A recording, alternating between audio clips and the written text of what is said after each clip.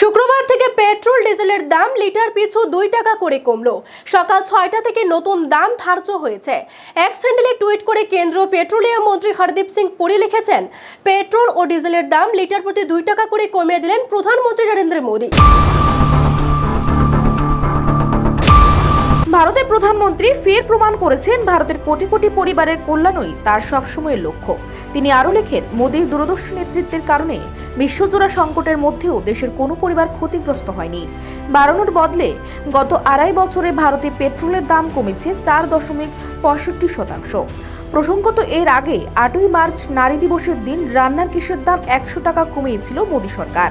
শুক্রবার থেকে দিল্লিতে 1 লিটার পেট্রোলের দাম হলো 94.72 টাকা, ডিজেল মিলবে 87.62 টাকায়, মুম্বাইয়ে পেট্রোলের দাম হলো 104.21 টাকা আর ডিজেল মিলবে 92.15 টাকায়, কলকাতায় পেট্রোলের দাম হলো 103.94 টাকা আর ডিজেল মিলবে 90.76 টাকা আর চেন্নাই পেট্রোলের নতুন দাম হলো 100.75 টাকা, ডিজেল মিলবে 92.34 টাকা।